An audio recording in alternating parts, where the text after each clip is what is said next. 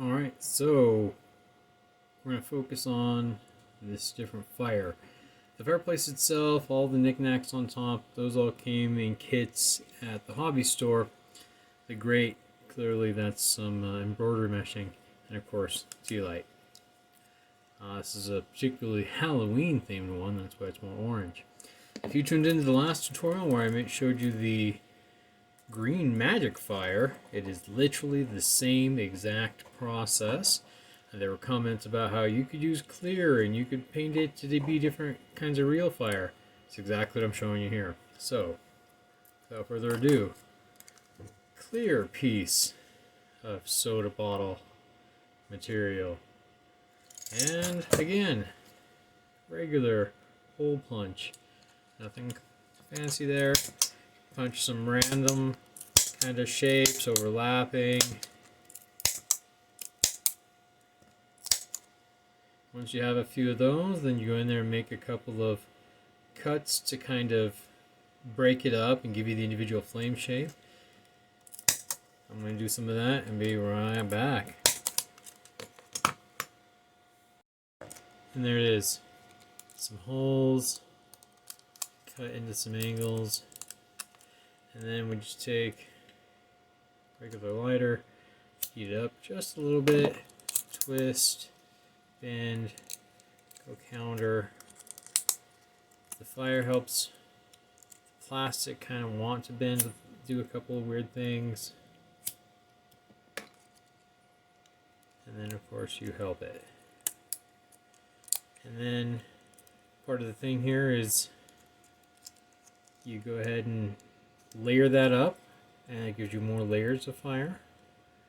And then you go ahead and paint that with a translucent paint, a alcohol dye, maybe even very carefully with your acrylic.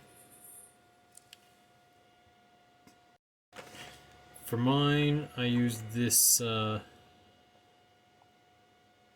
Phoenixy glass colorant.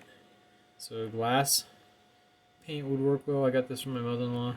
I don't know how much it costs. I'm sure you can find that. So we're going to use yellow and a little bit of orange and maybe a little bit of this dark red they're calling rose.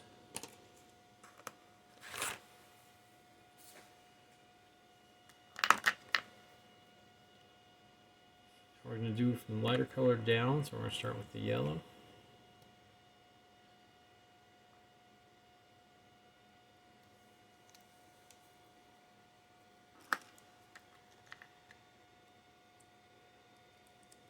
And just kind of get a little bit on the top of where that is. You do want to have it go down a little bit because that next color is going to go ahead and blend a little bit at that next layer as you move down the fire. This is kind of gel-like, this paint, but again, try different paints you have, see what your hobby store has available. So, density, we're going to move up to the orange.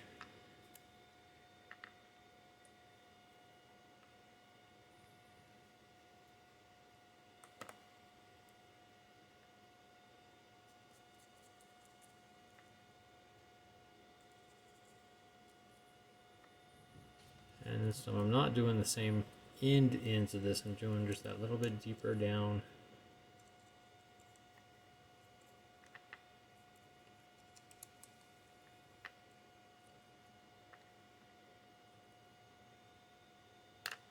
And finally, this darker rose.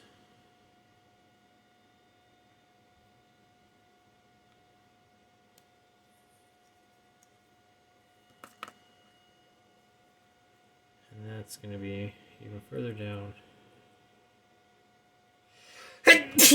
Excuse me, I just sneezed all over the place. It's kind of gross. Anyway.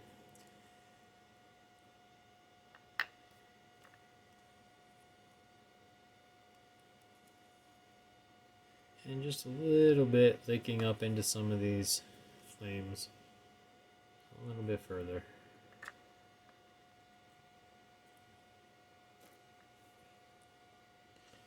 Now if you want to just do a small amount of edge stuff with that to pick up a few of these odd details so that the yellow is very well framed, that helps just a little. Of course, to your liking. That's why I did the green first. I wanted kind of a magic fire. But yes, you can do clear, and you can use the more translucent paints to get you a good looking fire. Once that dries, you go ahead and use that however you want for your miniature wargaming, diorama building. In this case, I saw this cool little inexpensive fireplace and couldn't help but just do a simple little project. All the little tchotchkes were in the exact same area of that hobby store in a different little bag. But of course I added the fire myself. A little grate, stained everything, glued it all in place, and that tea light. Go ahead and give this a shot. Make your own little magical fire out of a soda bottle. If you try it, let me know. I'd love to hear how it went for you. Have a great day.